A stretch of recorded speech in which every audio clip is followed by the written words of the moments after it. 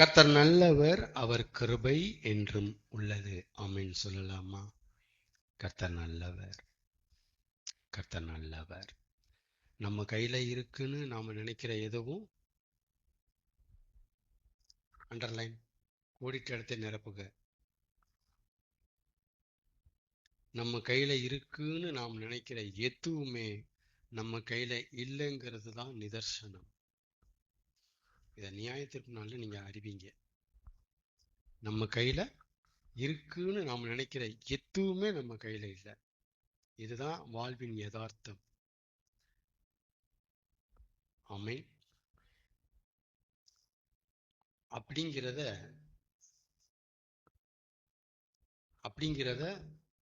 நான் இப்ப அப்படி சொல்றத நம்புறதும் நம்பாததும் நம்ம கையில இல்லை. என்ன சொன்னேன்? நம்ம கையில இருக்குன்னு நாம் நினைக்கிற எதுவுமே நம்ம கையில இல்லை அப்படிங்கிறத நம்புறதும் நம்பாததும் நம்ம கையில இல்லை. சிலர் நம்புவார்கள், சிலர் நம்ப மாட்டேன்பார்கள். அது நம்ம கையில இல்லை. ஆமென். ஆதாம் தேவனுக்கு தேவைங்கிறதுனாலதான் ஆதாமுக்கு என்னென்ன தேவையோ அதையெல்லாம் அவர் செஞ்சு கொடுத்தாரு. இது ஒரு மாதிரியான, எப்படி சொல்றது, மறக்கக்கூடாத ட்ரூத்து. மறக்கவே கூடாது இந்த ட்ரூத்தை. இந்த மாதிரி பார்வை நான் பார்த்ததே கிடையாது பைபிள்ல. எத்தனையோ தடவை ஆதாம படிச்சிருக்கிறேன். இப்படி ஒரு பார்வையே வந்தது கிடையாது. ஆதாம் கர்த்தருக்கு தேவைங்கிறதுனாலதான் ஆதாமுக்கு என்னென்ன தேவையோ அதையெல்லாம் அவர் செஞ்சு கொடுத்தாரு. மனுஷனுக்கு செஞ்சு கொடுத்தார், மனுஷன் செஞ்சு கொடுத்தார், எல்லாம் மனுஷனுக்கு ஏற்படுத்தினார், எல்லாத்தையும் செஞ்சுதான் மனுஷனை படைச்சார் மட்டும்தான் பிரசங்கம் நான் கேட்டிருக்கிறேன். தேவன் மனிதனை படைத்தார், மனிதனுக்காக எல்லாவற்றையும் ஆயத்தப்படுத்தி விட்டு மனிதனை அவர் படைத்தார். இப்படி நான் கேள்விப்பட்டிருக்கிறேன். இதுதான் பிரசங்கம். நான் சொல்ற இந்த தாட்டை வித்தியாசம் புரிஞ்சுக்கணும். கர்த்தருக்கு ஆதாம் தேவை அப்படிங்கிறதுனாலதான் ஆதாமுக்கு என்னென்ன தேவையோ அதெல்லாம் செஞ்சு கொடுத்தாரு. ஆதாமுக்கு என்ன தேவை? சூரியன் தேவை. ஆதாமுக்கு என்ன தேவை? மண்ணு தேவை. ஆதாமுக்கு என்ன தேவை? தோட்டம் தேவை. ஆதாமுக்கு என்ன தேவை? காத்து தேவை. ஆதாமுக்கு என்ன தேவை? தண்ணி தேவை. ஆதாமுக்கு என்ன தேவை? பெண் தேவை.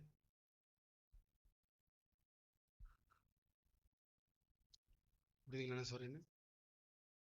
ஆதாமுக்கு என்ன தேவை, என்ன தேவை, என்ன தேவைன்னு ஆண்டவர் பார்த்ததுனாலதான், ஆண்டவருக்கு ஆதாம் தேவைங்கிறனாலதான் ஆதாமுக்கு என்னென்ன தேவைன்னு பார்த்து பார்த்து செஞ்சு கொடுத்தாரு. இன்ஃபேக்ட் ஆதாம் கேட்காமலையா, அது இன்னொரு ஹைலைட். அது ஆதாமுக்கு என்ன தேவைங்கிறத ஆதாம் கேட்காமலே செஞ்சு கொடுத்தாரு. இது ஹைலைட் பாயிண்ட். ஆதாமுக்கு பெண் வேணும்ட்டு ஆதாம் கேட்கல. ஆதாமுக்கு ஏவாள் வேணும்ட்டு ஆதாம கேட்டான்? ஆதாம் கேட்கல. ஆதாம கேட்டான், எனக்கு சூரியன் வேணும், சந்திரன் வேணும், காத்து வேணும், மரம் வேணும், தோட்டம் வேணும், பழம் வேணும்ட்டு. தெய்வனை அறியணும். அப்படியே ஆதியாம் 2ஆம் அதிகாரம் அப்படி படிச்சு போகக்கூடாது, ஓடக்கூடாது. ஒரு எக்ஸ்பிரஸ் ட்ரெயின் மாதிரி ஓடக்கூடாது. என்ன நடந்திருக்குன்னு பார்க்கணும். சரிங்களா? அப்ப ஆதாம் கர்த்தருக்கு தேவைங்கிறனாலதான் ஆதாமுக்கு என்னென்ன தேவையோ அவர் செஞ்சு கொடுத்தாரு. ஆதாம் கர்த்தருக்கு தேவைங்கிறதுனாலதான் ஆதாம் கேட்காமலேயே எல்லாம் செஞ்சு கொடுத்தாரு. அப்ப ஆண்டவருக்கு நீங்க தேவைன்னா உங்களுக்கு என்னென்ன தேவையோ அவர் செஞ்சு கொடுப்பாருன்னு நம்புங்கன்னு சொல்ல வர்றாரு. அதுதான் ஆண்டவர் இங்க பேசுறாரு. உங்களுக்கு நீங்க ஆண்டவருக்கு தேவை அப்படின்னா உங்களுக்கு என்னென்ன தேவையோ அவர் செஞ்சு கொடுப்பார், நம்புங்க. அடிஷனல் என்ன நம்பணும்? நான் கேட்காமலேயே அவர் செஞ்சு கொடுப்பாரு. முதல் பாயிண்ட நம்பிடுவோம். 2ஆம் பாயிண்ட்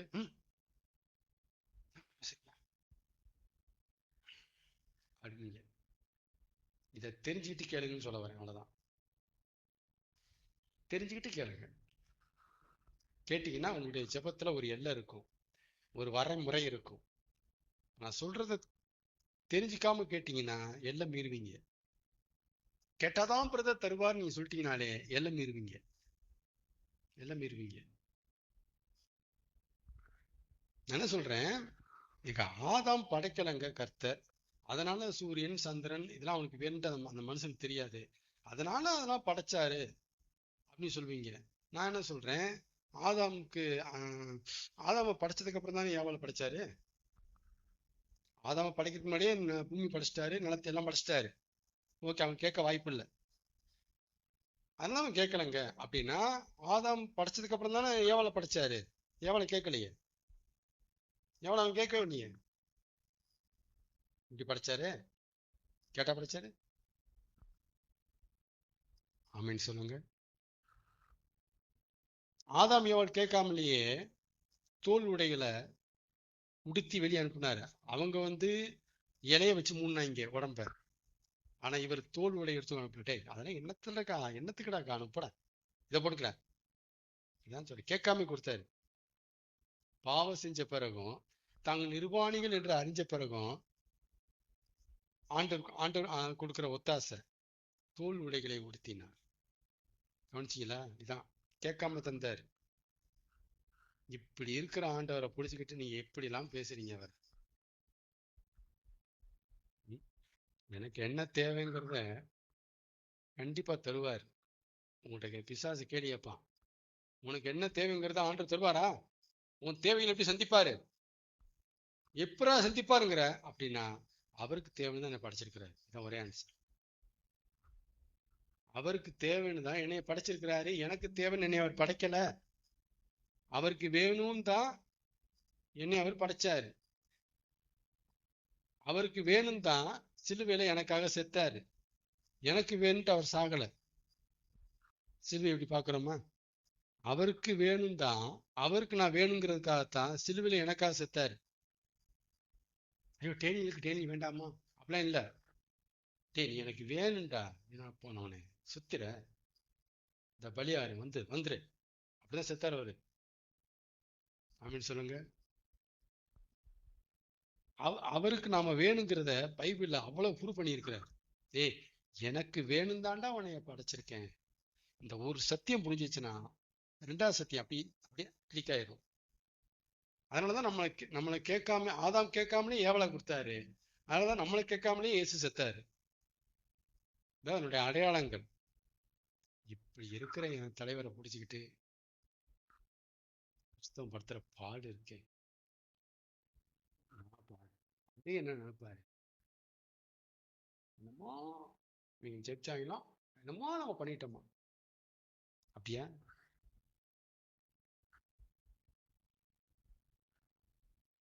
இந்த நேரத்துக்கு வர்றதே பெரிய கஷ்டம். கர்த்தர் நல்லவர். அதனால உங்களுக்கு ஏதாவது தடுமாற்றம், குழப்பங்கள், தேவைகள் சந்திக்கப்படுமா, இப்படியா அப்படியாக்கும் அப்படிங்கிற அம்புகள் எய்யப்படும் போது இந்த ட்ரூத்தை ஸ்ட்ராங்கா வச்சுக்கோங்க.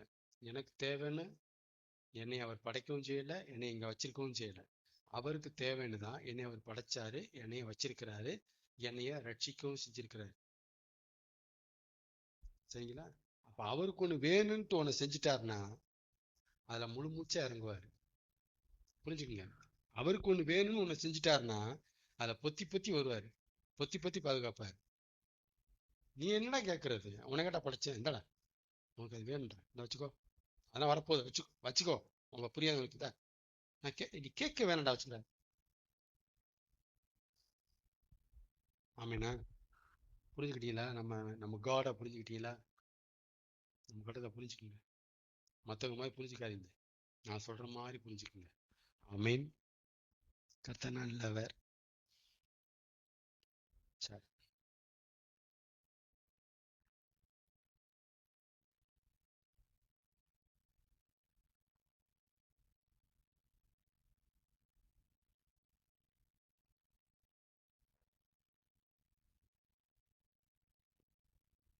ஒரு டாபிக்கை பேசலாம். அப்பப்ப ஆண்டவர் பேசுனதை, அங்கங்க பேசுனதை தொகுத்து ஒரு பிரசன்டேஷன், தொகுத்து ஒரே டாபிக் தான், அப்பப்ப பேசுனதை எடுத்து கலெக்ஷன் பண்ணி உங்கள்கிட்ட நான் ஒரு பிரசன்ட் கொடுக்குறேன். இப்படின்னு பாருங்க. கர்த்தர் நல்லவர். எரேமியா 17:7 வாசிக்கலாம். கர்த்தர் மேல் நம்பிக்கை வைத்து கர்த்தரை தன் நம்பிக்கையாக கொண்டிருக்கிற மனுஷன் பாக்கியவான். சங்கீதம் 39:7. சங்கீதம் 39:7. சங்கீதம் 39:7. வாய்ப்பில்லை, சொல்லுங்க. கர்த்தருடைய புஸ்தகத்தை எடுத்து வாசிங்க பார்க்கலாம்.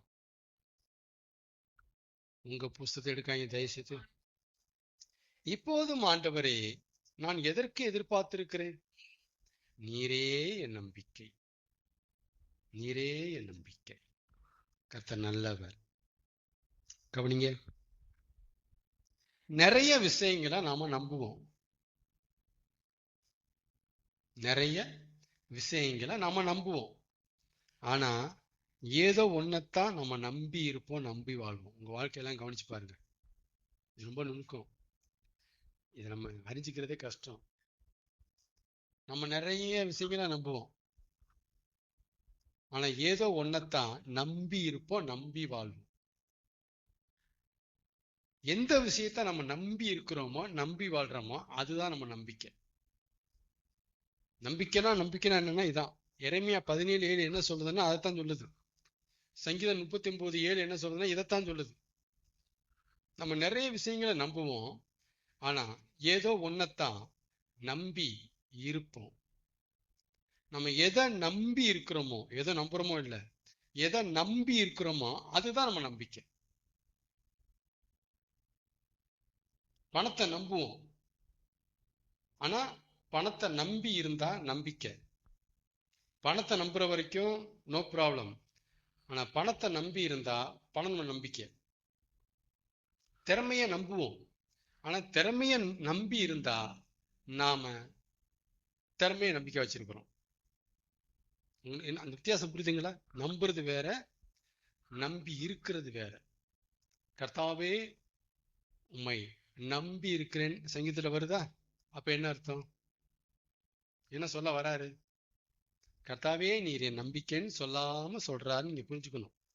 எங்கெல்லாம் நம்பி இருக்கிறேன், நம்பி இருக்கிறோம் அப்படி வந்ததுன்னா நீங்க புரிஞ்சுக்கணும், ஓ அவரை இவங்க நம்பிக்கையா வச்சிருக்கிறாங்க, ஓ அவரு இவங்களுடைய நம்பிக்கை போல தெரியுது. நீங்க புரிஞ்சுக்கணும்.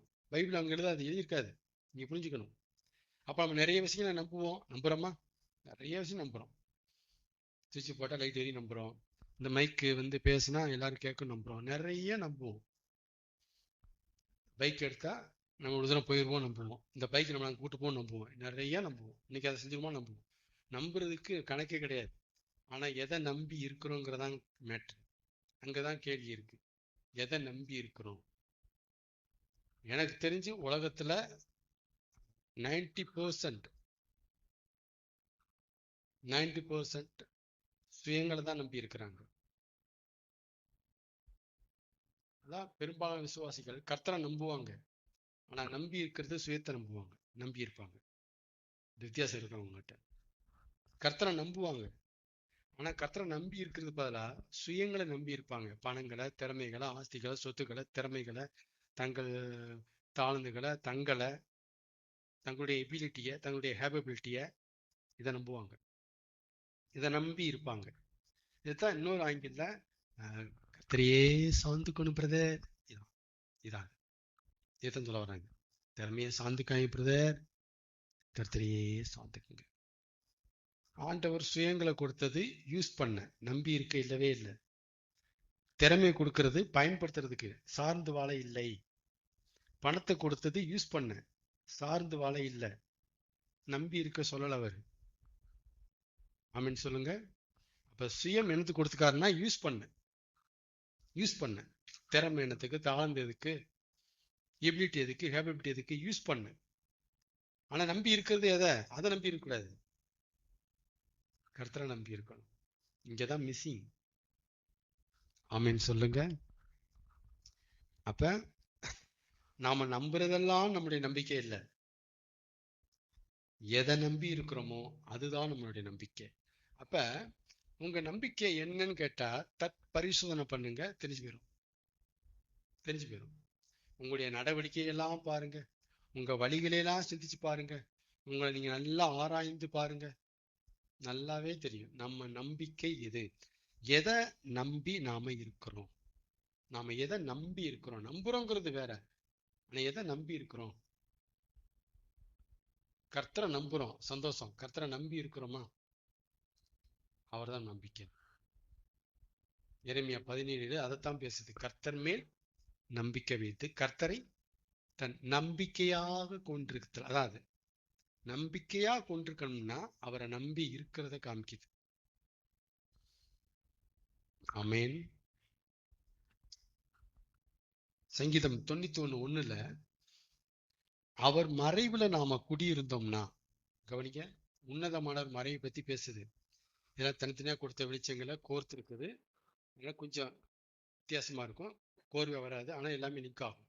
கவனிக்க, உன்னதமானவர் மறைவுல நாம குடியிருந்தோம்னா அவர் தலைமையில நம்ம வாழ்க்கை நகரும். தேவனுடைய தலைமையில, கர்த்தருடைய தலைமையில, கர்த்தருடைய மறைவுல, அவருடைய மறைவுல நாம குடியிருந்தோம்னா அவர் தலைமையில நம்ம வாழ்க்கை நகரும்.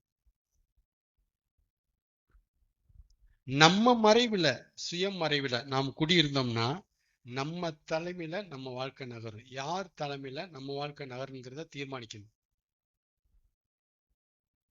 யார் தலைமையில நம்ம வாழ்க்கை நகரணும்? நம்ம தலைமையிலையா, கர்த்தர் தலைமையிலையா? கர்த்தர் தலைமையில நம்ம வாழ்க்கை நகரணும்னா கர்த்தர் மறைவுக்கு வரணும். கர்த்தர் மறைவுக்கு வரணும்னா கர்த்தரை நீங்க நம்பிக்கையா கொண்டிருக்கணும். கர்த்தர் என் நம்பிக்கை சொல்றவன் கர்த்தர் என் மறைவுங்கிற இடத்துக்கு வந்திருக்கான். கர்த்தர் என் மறைவுன்னு எவன் வந்தானோ கர்த்தருடைய தலைமையில அவனுடைய வாழ்க்கை நகருது. டிரைவரே மாறுறாங்க. நம்ம வண்டியுடைய டிரைவரே மாறுறாங்க. டிரைவரை மாத்துகிற இந்த அற்புதச்சிகள் இங்கதான் நடக்கும், இப்படிதான் நடக்கும். நம்ம வண்டியுடைய டிரைவரை மாத்தணும்னா இப்படிதான் மாத்த முடியும். கர்த்தர் தலைமை ஏற்று நடத்துகிறவன் பாக்கியவான். தலைமை ஏற்று நடத்துகிறவன். ஆமென் சொல்லுங்க. இதத்தான் தாவீது சொல்றாரு சங்கீதம் 23, கர்த்தர் என் மேய்ப்பராயிருக்கிறார், நான் தாழ்ச்சி அடையேன். எல்லாம் அந்த சங்கீதம் தெரியும். நான் சொல்ற மாதிரி பார்த்திருக்கோமா? கர்த்தர் என் மேய்ப்பரா இருக்கிறார்னா கர்த்தர் என் தலைமையா இருக்கிறார், நான் தாழ்ச்சி அடையேன். கர்த்தர் என் மேய்ப்பரா இருக்கிறார்னா கர்த்தர் என் நம்பிக்கையா இருக்கிறார், நான் தாழ்ச்சி அடையேன். கர்த்தர் என் நம்பிக்கையா இருக்கிறார்னா நான் கர்த்தர் மறைவில் இருக்கிறேன், தாழ்ச்சி அடையேன். வசனத்துக்கு எவ்வளவு விளக்கம் வருது பாருங்க. தாழ்ச்சி அடையேன். ஆமென். அப்ப எல்லாருடைய வாழ்க்கையும் நகருது. நகராமனா இங்க ஒண்ணும் இல்ல, செத்தாதான் நகராம போகும். எல்லா மனுஷனுடைய வாழ்க்கையும் நகருது. Day by day, day to day நகருது. யார் தலைமையில நகருது? அங்கதான் கேள்வி. நம்ம தலைமையிலையும் நகரலாம், ஆப்ஷன். அவர் தலைமையிலையும் நகரலாம், ஆப்ஷன். இது ஆப்ஷன்ல இருக்கு. இல்லப்பா ஓ தலைமையில மட்டும்தான்ப்பா நகர வாய்ப்பு இருக்கு, அப்படி இல்ல. அவர் தலைமையிலும் நகரதுக்கு வாய்ப்பு வச்சிருக்கிறாரு. 2 ஆப்ஷன் இருக்கு. மனுஷனே, நீ எதை தெரிந்து கொள்கிறாய்? எதை தெரிந்து கொள்கிறாய்? கர்த்தர் உன் மேய்ப்பனா இருக்கணுமா, நீ உன் மேய்ப்பனா இருக்கணுமா? உன்னை யார் மேய்க்க வேண்டும்? உன்னை யார் நடத்த வேண்டும்? உன்னை யார் நகர்த்த வேண்டும் என்பதை விசுவாசிகளே இன்று முடிவு செய்யுங்கள். ஆமென். நாம அவருக்கு பின்னால தங்கி இருந்தா அவர் மறைவுதான் நம்ம வீட்டோட அட்ரஸ். பிரதர் எங்க இருக்கிறாரு ஸ்பிரிச்சுவல் வேர்ல்டுல கேட்டாங்கன்னா, ஆவிக்குரிய உலகத்துல என்னை யாராவது தேடினாங்கன்னா அவருக்கு பின்னால இருப்பாரு. வீடு அவர் பின்னாலதான் இருக்கு. கர்த்தருக்கு பின்னால அவர் இருக்கிறாரு. அவர் வீடு அங்கதான் இருக்கு. இதான் நம்ம வீட்டு அட்ரஸ், இப்படி சொல்லுவாங்க ஆவிக்குரிய உலகத்துல. பிரதர் எங்க இருக்கிறாரு, எங்க குடியிருக்கிறாரு? இந்த கர்த்தர் இருக்கிறார் இல்லையா, அவருக்கு பின்னால இருக்கிறாரு. ஓ, அவர் வீடு அங்க பின்னால இருக்கா? ஆமா, அந்த வீட்டு அட்ரஸ் அதான், அங்க போங்க.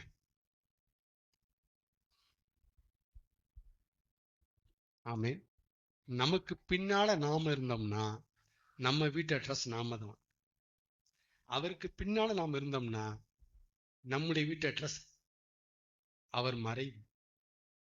அவருடைய பின் நிழல், சர்வ வல்லவருடைய நிழலில் தங்குவான். குடியிருக்கிறது, தங்குவான். அப்ப நம்ம குடியிருக்கிற ஸ்தானம் எது? நம்முடைய வீடு எது? நாம் எங்கே தங்கி இருக்கிறோம்? ஸ்பிரிச்சுவலா, பிசிக்கலா இங்க தங்குறோம்.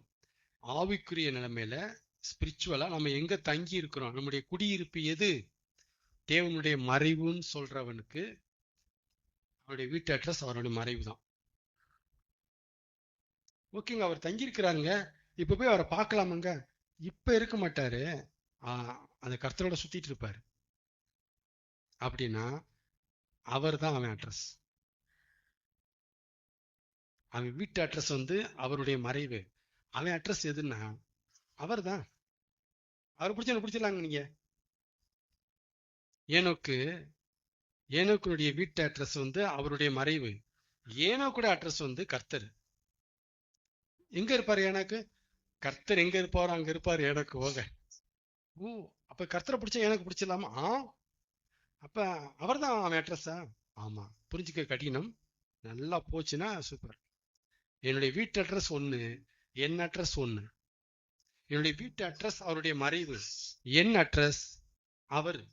என்னுடைய வீட்டு அட்ரஸ் அவர் மறைவு, என் அட்ரஸ் அவர். எப்படி சொல்றேன்?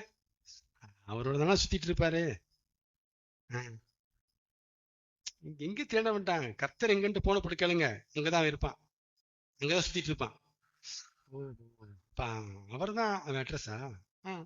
அவரை பிடிச்சுன்னா அவனை பிடிச்சலாம்ல. அவர் அட்ரஸ், அவர் தான் என் அட்ரஸ் சொல்ல முடியுமா?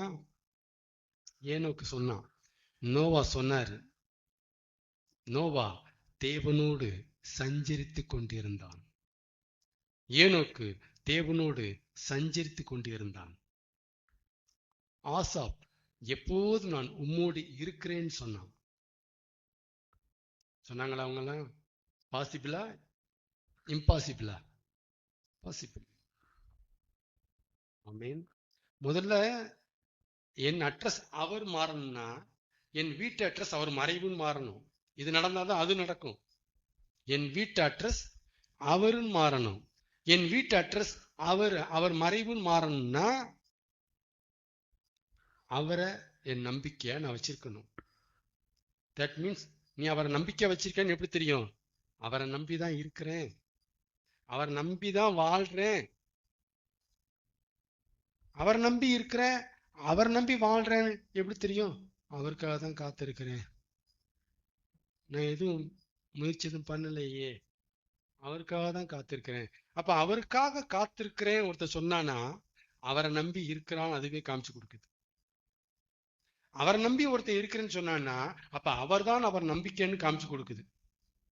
அவர்தான் அவர் நம்பிக்கைன்னு காமிச்சு கொடுக்குதுன்னா அப்ப அவர் மறைவுதான் அவன் வீடுன்னு காமிச்சு கொடுக்குது. ஆமென். அப்பப்ப வந்த வெளிச்சங்களுடைய தொகுப்பு. கர்த்தர் நல்லவர். உன்னதமானவருடைய மறைவு கவனிக்கலாமா? உன்னதமானவருடைய மறைவு உலகத்துக்கிட்டே இருந்து மட்டுமல்ல, அவர் உன்னதமானவர்கிட்ட இருந்து நம்மளை தப்புவிக்கும், காப்பாத்தும். புரிஞ்சுக்கணும். எல்லாருமே என்ன சொல்றாங்க? செட்டையின் கீழ் அடைக்கலம், சொட்டையின் கீழ் பாதுகாப்பு. உண்மைதான், அது ஃப்ரம் த வேர்ல்டு. நான் ஒருபடி கூட போய் சொல்றேன், அவர்கிட்ட இருந்தே நம்மளை காப்பாத்தும், அவர்கிட்ட இருந்தே நம்மளை தப்பு வைக்கும்.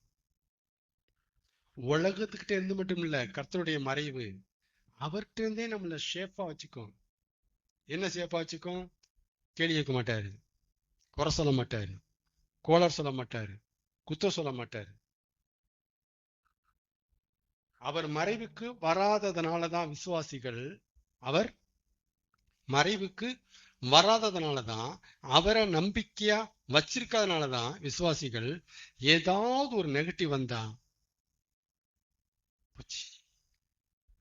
ஆண்டவர் மேல தண்டிச்சிட்டார்.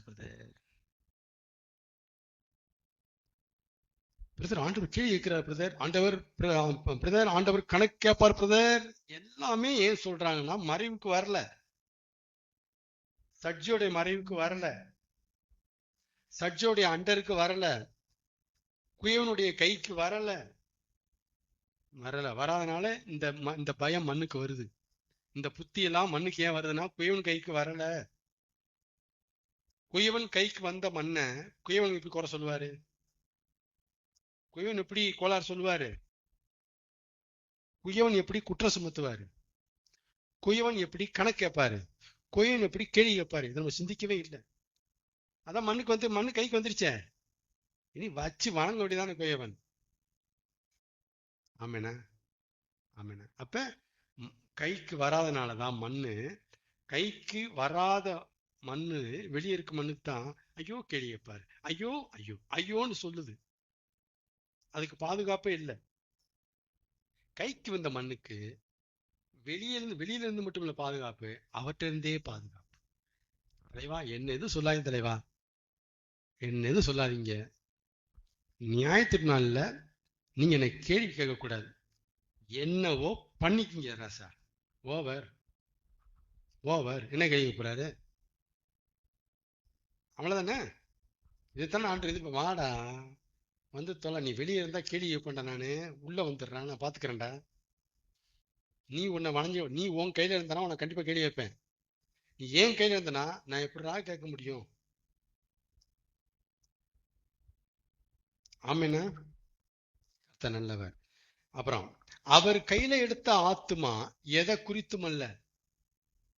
அவர் கையில எடுத்த ஆத்துமா எதை குறித்தும் கவலையா இல்லை அப்படின்னு இல்ல, அவரை குறித்துமே கலங்காதது. ஒருவர் அவர் கையில எடுத்த ஆத்துமா எதை குறித்தும் கலங்காது பிரதர். என்ன அவர் கையில எடுத்துக்காது பிரதர் அப்படி மட்டும் இல்ல, அவரை குறித்து நான் கலங்க மாட்டேன் பிரதர். நான் அவரை குறித்துமே கலங்க மாட்டேன். என்ன செய்ய போறாரு ஒண்ணு கேள்வி வைப்பது இல்லையா? கையில வந்துட்டோம்னா, கையில வந்துட்டோம்னா நியாய தீர்ப்புக்கு எஸ்கே கேரண்டி. அந்த அந்த உத்தரவாதத்தோட பேசிட்டு இருக்கேன் நானு. கைக்கு வந்துட்டோம்னா நியாய தீர்ப்பு நாளைக்கு எஸ்கேப், நம்ம தப்பிச்சிட்டோம். ஏன்னா அங்க நம்மளை கேள்வி கேட்க ஒண்ணும் இல்லாதபடி இங்கேயே எல்லாத்தையும் முடிச்சு விட்டுருவாரு. திரும்ப சொல்றேன், 2 கொரிந்தியர்ல இது வருது. நாம் நியாயத்தீர்க்கப்படும் போது உலகத்தாரோட ஆக்கணிக்கு உட்படாமல் இருக்க இப்பொழுது அவரால் சிட்சிக்கப்படுகிறோம். பவுல் இதை சூப்பரா சொல்லியிருக்கிறார். ஆனா என்னுடைய ஆங்கில வரல, பவுல் தெளிவா அதை பேசியிருக்கிறார். நாம் நியாயத்தீர்க்கப்படும் போது நாம் மற்றவரோடு சேர்ந்து நியாய தீர்ப்புக்கு உள்ளாகாதபடி, கேள்விகளுக்கும் கணக்குகளுக்கும் உள்ளாகாதபடி இப்பொழுது நம்மை சிட்சிக்கிறார். கையில வந்துரு, அது ஒரு சிக்ஷை. வந்ததுக்கு அப்புறம் இப்படி இருக்கக்கூடாது, இது ஒரு சிக்ஷை.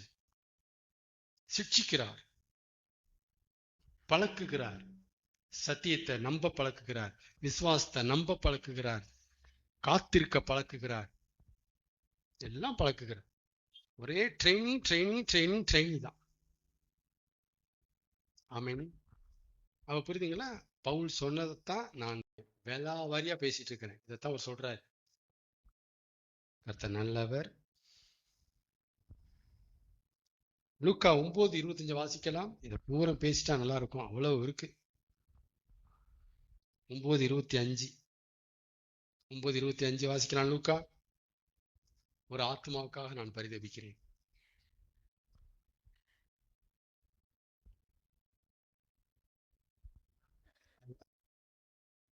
மனுஷன் உலகம் முழுவதையும் ஆதாயப்படுத்திக் கொண்டாலும் தன்னைத்தான் கெடுத்து நஷ்டப்படுத்தினால் அவனுக்கு லாபம் என்ன? இந்த வசனத்துக்கு பெரும்பாலும் கொடுக்கிற விளக்கம், ஏன் பிரதர் நீங்க அந்த கடலை கும்பிட்டீங்க பிரதர்? ஆத்மா நஷ்டப்படுத்திட்டார் பிரதர். ஏன் பிரதர்? பாவத்துல வந்துட்டாரு, பாவம் செய்யறாரு பிரதர், ஆத்மாவை நஷ்டப்படுத்துறாரு. இப்படித்தான் விளக்கம் கொடுத்து நான் கேட்டிருக்கிறேன். இப்ப நான் ஒரு விளக்கம் கொடுக்கிறேன், கவனிங்க. ரூட்டை பேசுறேன், கவனிங்க. அவர் மறைவுல இருக்காத ஆத்மா தன்னை நஷ்டப்படுத்தி விட்ட ஆத்மா. அவர் மறைவுல இருக்கிற ஆத்மாவோ தன்னை ஆதாயப்படுத்தி கொண்ட ஆத்மா. நம்ம ஆத்மாவை ஆதாயப்படுத்தணும்னா there is the only one way. கைக்கு வந்துரு, மறைவுக்கு வந்துரு, பின்னால வந்துரு, செட்டிங் கீழே வந்துரு.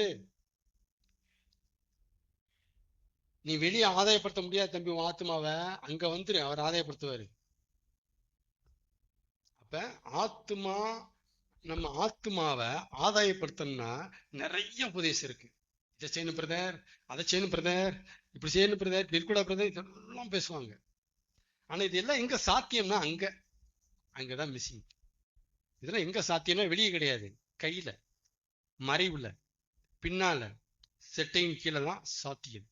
இதெல்லாம் அங்கதான் சாத்தியப்படும். வெளியே இருந்தா உபதேசமா இருக்கும், பின்னால வந்தா நிஜமா போயிடும். எப்படி இருக்கணும், எப்படி இருக்கக்கூடாது, என்ன செய்யணும், என்ன செய்யக்கூடாது, இதெல்லாம் வெளியே இருந்தா உபதேசமாவே இருக்கும். இதே அவர் மறைவில் வந்துட்டீங்கன்னா இதெல்லாம் நிஜமா இருக்கும், நிஜமாய் போயிடும். ஆமேன். அப்ப கிறிஸ்தவன் இதை அறிஞ்சிருக்கிறோம், இது எங்க சாத்தியங்கிறது மிஸ்ஸிங். அப்ப ஆத்மாவை இயேசு சொல்றாரு ஆதாயப்படுத்தணும், நஷ்டப்படுத்தக்கூடாது. அப்படி சொன்னா ஆதாயப்படுத்துறதுக்கு என்னையானா பல வழி இல்லை, ஒரு வழிதான் இருக்கு. இங்க வந்துட்டீங்கன்னா நீ சொல்ற எல்லா வழியும் அங்க ஓகே ஆயிடும், அமுல்படுத்தப்படும். ஆமீன். கர்த்தர் நல்லவர். ஆசீர்வாதமா இருக்கிறத விட பாதுகாப்பா இருக்குன்னு நினைக்கிறவன் ஞானம் உள்ளவன். ஆண்டவரே நான் ஆசீர்வாதம் இங்க பிரதர், வாங்க ஆண்டவரே, கார் வேணும், பங்களா வேணும், பிளஸ்ஸிங் வேணும், 4 பேர் என்னைய மதிக்கணும், அப்பதான் உங்களை மதிப்பாங்க, உங்களை கடவுள் கும்பிடுவாங்க, அப்பதான் உங்ககிட்ட வருவாங்க, 4 பேர் பாராட்டுற மாதிரி, பெருமைப்படுற மாதிரி, பொறாமப்படுற மாதிரி, ஆண்டவரே என்ன பிளஸ் பண்ணுங்க அப்படின்னு நினைச்சு நினைச்சு உருகிறவனோட பாதுகாப்பா இருக்கணும். ஆண்டவரே ஷேஃபா இருக்கணும். உலகத்துல இருந்தும், உலகக்கிட்ட இருந்தும், உங்ககிட்ட இருந்தும் ஷேஃபா இருக்கணும். ஃபர்ஸ்ட் டைம் நான் கேள்விப்படுறேன், அவர்கிட்ட இருந்து சேஃபா இருக்கலாமா? அவர் தான் உங்களை சேஃபா வச்சுக்குவாரு, நீ என்னடா அவர்கிட்ட இருந்து சேஃபா சொல்ற? ஃபர்ஸ்ட் டைம் நான் கேள்விப்படுறேன். எனக்கு அவர் சொன்னும் போது ஃபர்ஸ்ட் டைம் புதுசா இருந்துச்சு. ஆமீன். ஷேஃபா, நான் ஆசீர்வாதமா இருக்கணுங்கிறத விட ஷேஃபா இருக்க விரும்புறேன். அவன் தான் ஞானம் இருக்கு, அவன் தான் புத்தி, அவன் தான் வேலை செய்யுது. ஆமீன் சொல்லுங்க. ஷேஃபா இருக்கீங்களா? பிளஸிங்கா இருக்க விரும்புறீங்களா? ஷேஃபா இருக்க விரும்பணும், பிளஸிங் கூட கொடுக்கப்படும். ஷேஃபா இருக்க விரும்பணும். நீங்க ஐஸ்வர்வாண்ட் இல்லாத சாப்பாடா, ட்ரெஸ்ஸா, புகழா? ஆனா ஐஸ்வர்வாண்ட ஆசீர்வாதம் இருந்துச்சு, அவன் பாதுகாப்பா இருந்தானா? நரது போயிட்டானே, நரது போயிட்டானே. த பெஸ்ட் எக்ஸாம்பிள், நரது போயிட்டானே. ஆசீர்வாதம் இருந்துச்சு, பாதுகாப்பு இருந்துச்சா? இல்லையே. அப்ப ஐஸ்வர்யவானா, இது எடுத்து வேற ஐஸ்வர்யவான இருந்தா நரத்து போகும்போது நரத்து போயிட்டா பாருங்க. லாசர் மாரிஸ் பருவோட தரித்திர பாருங்க. நம்ம பரதேசுக்கு போலாம். இது ஒரு உபதேசம். ஐஸ்வர்யவானா எந்த தப்பு இல்லை, ஐஸ்வர்யத்தினுடைய மறைவில் வந்ததான் தப்பு. ஐஸ்வர்யவான் ஐஸ்வர்யமா இருந்தது தப்பே கிடையாது. ஆபிரகாம் கூட செல்வச்சுமானா இருந்தான், தப்பே கிடையாது. ஆனா ஐஸ்வர்யத்தின் மறைவில் இருந்தான் பத்தியில, அங்கதான் ஆப்பு, பாதுகாப்பு இழந்தான். ஆசீர்வாதம் நல்லது, ஆனா ஆசீர்வாதத்தின் மறைவு ஆபத்து. ஆசீர்வாதம் நல்லது, ஆனா ஆசீர்வாதத்தின் மறைவுல போய் உட்கார்ந்தீங்கன்னா ஆபத்து. ஐஸ்வர்யம் நல்லது, ஆனா ஐஸ்வர்யத்தின் மறைவுல போய் உட்கார்ந்துட்டீங்கன்னா ஆபத்து. ஐஸ்வர்யத்தின் மறைவு எவ்வளவு ஆபத்து தெரியுமா? நித்திய ஜீவனே உங்க வாங்க விடாது. ஏஷ்ட வந்து துக்கமுகமா போன ஒரே ஒரு ஆள் இருக்கான். நான் நித்திய ஜீவனை பெற்றுக்கொள்ள என்ன செய்ய வேண்டும் அப்படி சொன்னதுக்கு ஒரு பட்டியல போட்டாரு. அப்படின்னா இங்க இருந்து கடைபிடிக்கிறேன்னா, அவனிடத்துல அன்பு கூர்ந்து, உன்னிடத்துல ஒரு குறை உண்டு. என்ன குறை? நீ கட்டி பிடிச்சிட்டு இருக்கிற, கெட்டி அழுதுட்டு இருக்கிற உன் பணத்தை, உன் சொத்தை, உன் ஆஸ்தியை அதெல்லாம் வித்துட்டு தருத்திர கொடு. அவன் துக்கமாக போய் விட்டான். டேய், இதெல்லாம் கொடுத்தா நித்திச்சும் பண்ணிட்டான். எப்படி விடுறது இல்லையா, முடியாது இல்லையா விட்டான். அவ்வளவு பெரிய ஆபத்து அது. அவன்கிட்ட ஐஸ்வர்யம் இருந்துச்சு. நித்திய ஜீவனை பெற என்ன செய்ய வேண்டும் ஆண்டவரே அப்படின்னு கேட்டான். நீ தகப்பனை கணம் பண்ணி எல்லாம் சொன்னாரு. இதெல்லாம் கடைபிடிக்கிறேன் ஆண்டவரே, ஆனா பாதுகாப்பு அவன்கிட்ட இல்லை. அவன் பாதுகாப்பாவே இல்லை.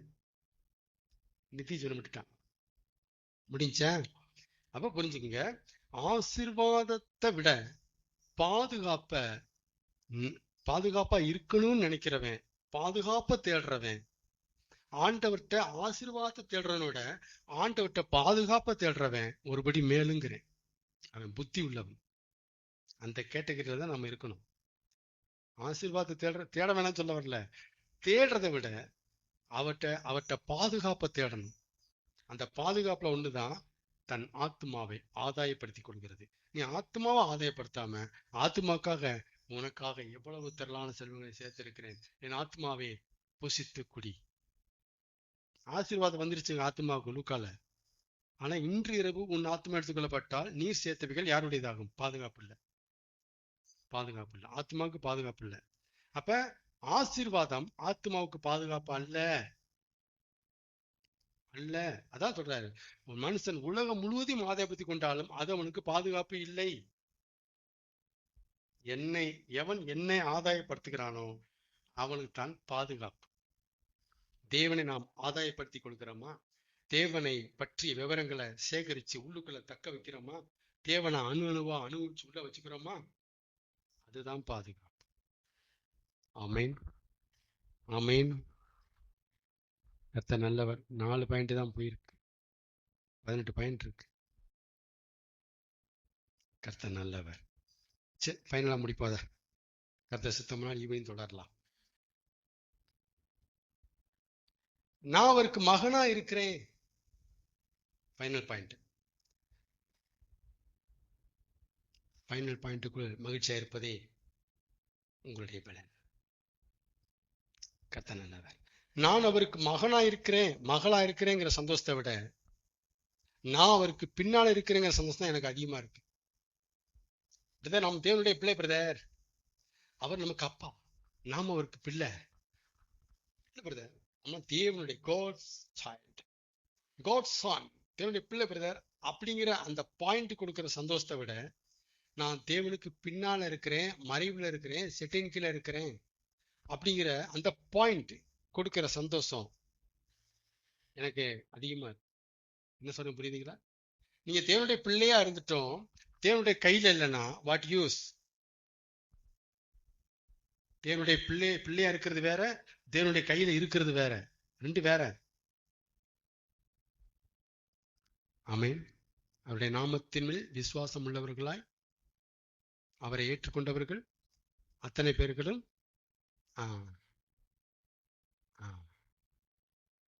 தேவனுடைய பிள்ளையாகிறதுக்கு என்னன்னு சொல்லிட்டாரு. தேவனுடைய கையில இருக்கிறதுக்கு என்னன்னு சொன்னாரா? வெளிப்படையா தேவனுடைய பிள்ளையா இருக்கிறது வேற, தேவனுடைய கையில இருக்கிறது வேற. ரெண்டுமே தனித்தனி இன்சிடென்ட், தனித்தனியா நடக்கணும். தேவனுடைய பிள்ளையா இருந்தோம் தேவனுடைய கையில இல்லாத பிள்ளையா இருக்க அதிக அதிக அதிக வாய்ப்பு இருக்கு. தேவனுடைய பிள்ளையா இருந்தோம் தேவனுடைய கையில இல்லாத பிள்ளையா இருக்க அதிக வாய்ப்பு இருக்கு. தேவனுடைய பிள்ளையா இருந்தோம் தேவனுடைய கையில தேவனுடைய கையில இல்லாத பிள்ளையா இருக்கனால வாட் யூஸ்? என்ன பிரயோஜனம்? யோவான் 1:12 நடந்து என்ன பிரயோஜனம் கேட்கிறேன். என்ன பிரயோஜனம்? அதான் ஆதாயப்படுத்தலையா ஆத்மாவை? தன் ஆத்மாவை நஷ்டப்படுத்துதே. தேவனுடைய பிள்ளையா இருந்தும் தன் ஆத்மாவை நஷ்டப்படுத்த வாய்ப்பு இருக்கு. எப்படி? அதனால தேவனுடைய பிள்ளை பிரதர் சந்தோஷம்தான். அதை விட எது சந்தோஷம்னா, நான் ஒரு கையில இருக்கிறேன் பிரதர், நான் ஒரு மறையில இருக்கேன் பிரதர், நான் அவருக்கு பின்னால இருக்கேன் பிரதர், நான் செட்டின் கீழே இருக்கிறேன் பிரதர், அதிக சந்தோஷம். ஆமேன். இந்த ரெண்டை விட எது எனக்கு சந்தோஷம்னா, எப்படி? இந்த ரெண்டை விட எது எனக்கு சந்தோஷம்னா, நான் அவர் ஆடா பிறந்திருக்கேன். ஏன்னா அவர் ஆடாதனாலதான் இதெல்லாம் நடந்துச்சு. அவர் ஆடா மட்டும் நான் பிறந்திருக்கல, என்னதான் நான் முக்கி போட்டாலும் இது நடக்கவே நடக்காது. ஆமீன். அப்ப ஃபர்ஸ்ட் ஹாப்பினஸ், செகண்ட் ஹாப்பினஸ், ரெண்டையும் அடிச்சு தூக்குற ஃபைனல் ஹாப்பினஸ். நான் அவராடா பிறந்திருக்கிறேன். நான் அவர் ஆளா பிறந்திருக்கிறேன். நானு தேவனுடைய பிள்ளையா ஆனதை விட நானு தேவனுடைய ஆளா பிறந்திருக்கேன். சந்தோஷம். தேவனுடைய ஆடா பிறந்தாதான் தேவனுடைய பிள்ளையா ஆக முடியும். தேவனுடைய ஆடா பிறந்தாதான் தேவன் கைக்கு வர முடியும். எபிலிட்டி. ஆமீன் சொல்லுங்க.